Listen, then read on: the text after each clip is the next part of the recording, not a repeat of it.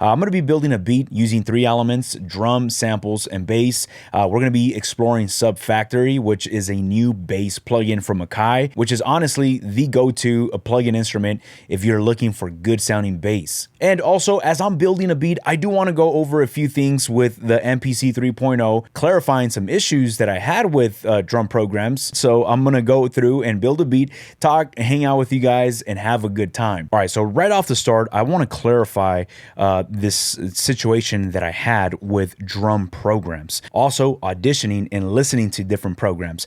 Let's go in and let's show how this is possible in 3.0. Also, there's some benefits of doing it the way they're doing it now in 3.0. All right, so let's say right here, this is a blank session. I'm in sequence 1. We have a drum track already loaded up, and I want to start loading different programs, or I want to audition different programs while being in drum track number 1.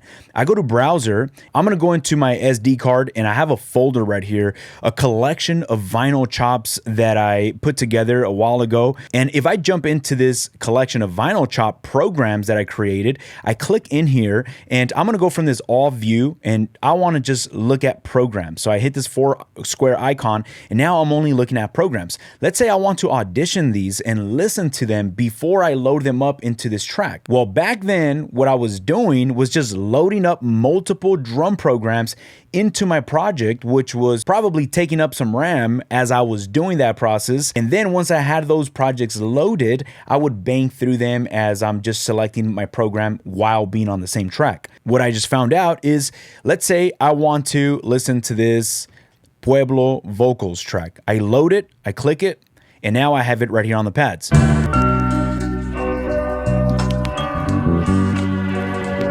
All right, cool. Let's say, man, this sounds great, but let me look through a few different programs and see, maybe I want to stick with something else. Well, in order to audition and bang through these programs, you'll use this plus and minus icon right here. So let's say I want to go into the next one. I just hit this plus icon, and now I'm able to listen to this next one.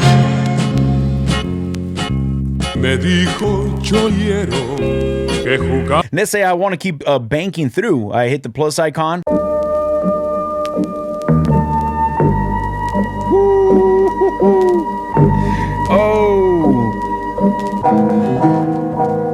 Oh man. All right, so this is what I was talking about in that previous video, where I was not able to audition or to listen to some programs before I committed to loading up those tracks. Doing it this way, you're only loading into your project one program at a time. So you're not loading up so many files, it's not taking up the RAM, so it's acting better with your CPU within the MPC, and you don't have a bunch of files in your sample pool library that you just have and you're not really using some of them.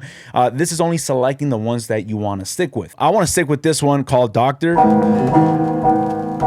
And by the way, if you guys want these sample chops, this whole entire collection, by the end of this video, go into my Patreon, and I have all these sample chops chopped up. This is a collection that I have from my vinyl records that I go through, chop them up, save them into my SD card, and I actually share them with my community on Patreon. Go ahead and join me on Patreon and have some of these resources to follow along or to do your own flips. Now, if I want to switch this up, once I'm right here on my main menu and say, you know what, I changed my mind, I want to keep looking for different programs, go back into your browser. And once you're in your browser, you could continue to do this addition or minus sign if you want to go back. If you want to go back to the other one.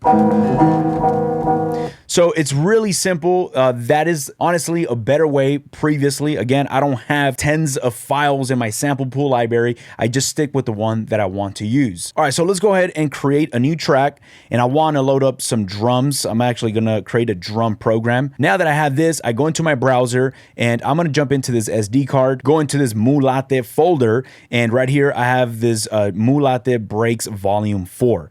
If you guys have not checked out this guy's just musical compositions and drum packs, a lot of people ask me, where do you get these drum breaks, or where do you get these drum samples? So if you guys want to check this out, I'll leave a link down in the description.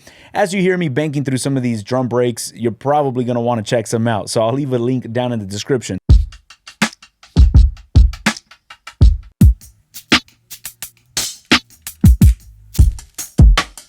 Oh,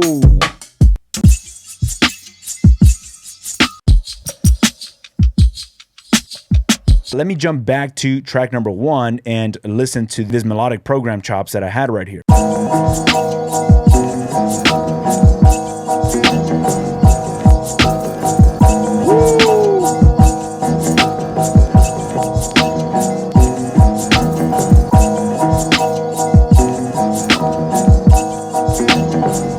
Oh, that sounds good. All right, let me record that on the grid.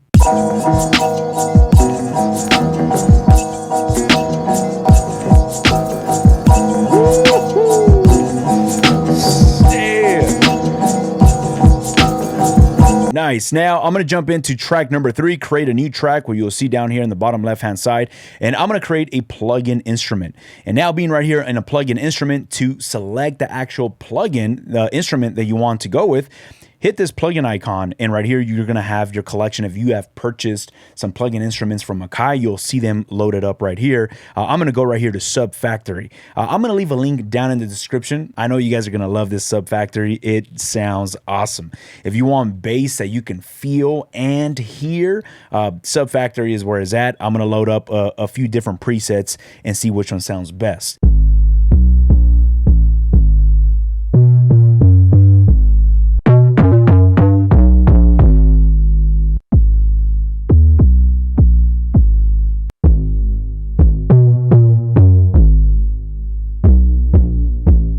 So I noticed that with this SubFactory, all the bass presets, you could really hear it if you don't have that low end on your speakers, but you can also feel it. So these have been awesome to go through while I'm playing back beats. Now, if you really want a perfect combination with this SubFactory, I highly recommend you pick up SubFactory with Soft Clipper plugin. You get these two together, I'm telling you right now, is so good. Be careful with your speakers, because it might knock off any type of plants, or if you have anything on top of your speakers, they're gonna fall off, because this thing right here feels awesome. Let's listen to this Gen 0 with no Soft Clipper.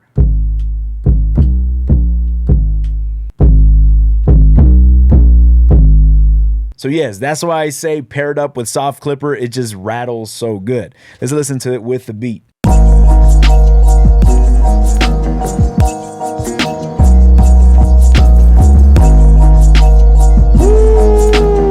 Lower that down. Yeah.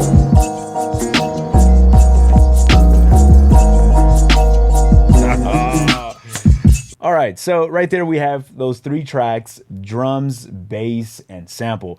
I always mention those are the 3 main elements that I like to work with. I even have it right here on my hat: sample, drums, and bass. It's like the main 3 elements that I like to play with. And a lot of the times you only need sample and drums. A lot of times the sample already has a really good sounding bass that you don't need to add your own bass to it. Another really cool thing that I've been messing with as I'm building tracks is right here on this sample.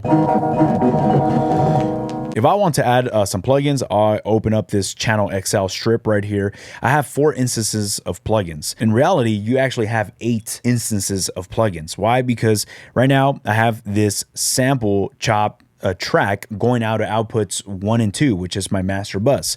But if I want to tap into more instances of plugins, I go to my IO right here, and it's so cool that I can do all of this within this main page. If I go to my IO, go right here where it says outputs 1 and 2. If I double tap right here, I can go and tap into my SubMixes. I'm going to send the sample track into SubMix 1, and automatically, as soon as I select SubMix 1, it will mirror the SubMix 1 right here. So I already have effects. I have my other 4 instances of plugins that I can start tapping into right from the main page. So signal chain, we have 4 plugin slots on the actual track of our sample chops, but we select that track and set the output to a SubMix. Now that SubMix track is also being fed through that sample chop track. And on this track, we have another slots of 4 plugins. Now, if you want to go ahead and fill this up with 8 slots of plugins, go ahead, you do you, but I don't need as much. But what I've noticed that I like doing is on the actual sample chop track, I'll put EQ, compressor, a limiter, any type of dynamic processing plugin. I'll do that right here on the track, but then I have these extra 4 slots. If I want to add, if I open one of these up right here, I go into Air Flavor Pro and I start adding plugins for effects. I'll add that right here on the SubMix. So let's actually go right here and I'm going to add Air Pumper to the actual track and let's hear how this sounds.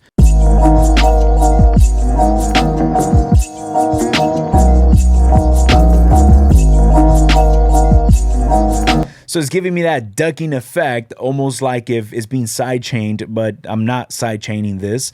So that's pretty cool. So I'm already using up some of these slots right here. So I can also have these extra 4 slots for Air Flavor Pro. And in Air Flavor Pro,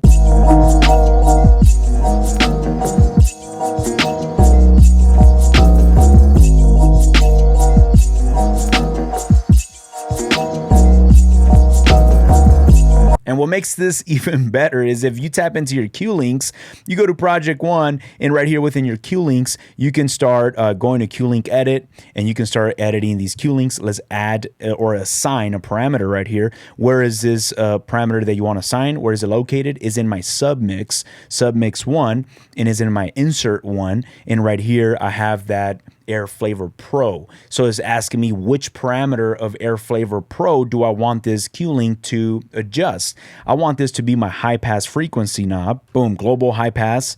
And then on this submix 2, I'm going to put the low pass. Select that. So now I can start automating or playing with these 2 parameters.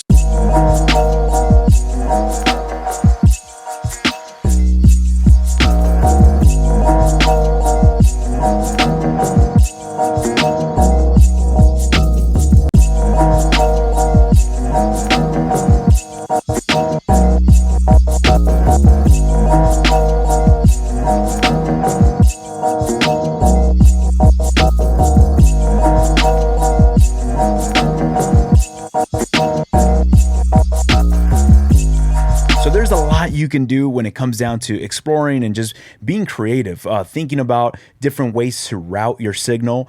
You could have done this, or you could have kind of done this in 2.0, but even I myself that understand signal flow was a little too much of opening menus and setting up pages, which it got a little bit more, it made me feel a little more like diving too much into the technical side of this machine versus the creative side. I feel like now, right here in 3.0, they made it very focused for you to just tap in any parameter, plugin, or effect. It's a little more focused on being creative than being technical. Now, this might seem a bit daunting, like, oh my goodness, like there's a lot going on, but it truly is easier. I feel like it's a lot easier versus 2.0 because to automate and to do write effects and assign Q links in 2.0, I never really understood it fully, completely. Right here, I did it in like a few minutes where I was like, oh, okay, this makes sense. I just got to select this parameter and adjust it. Like, it just made sense. It clicks. And I am not focused on trying to figure things out. Of course, the first time you do it, you are trying to figure it out, but it takes like 1 or 2 tries before it just clicks. Also, if you are new to the MPC and getting into MPC 3.0, feel a little scared because of all these options, check out the link down in the description of this video. I have a course that will take you from start to finish, and I'm just going over the basics. My goal in that course is for you to make your first beat, feel comfortable sampling, chopping up samples, arranging a beat, automating, mixing, exporting, understanding the MPC language and workflow. So if you need an extra help or an extra push with that, go down to the link of this video, sign up to the course today. All right, guys, I'm going to wrap it up right here. I want to say thank you so much for hanging out with me, checking out my videos. It really means a lot. I'll catch y'all on our next video. Peace.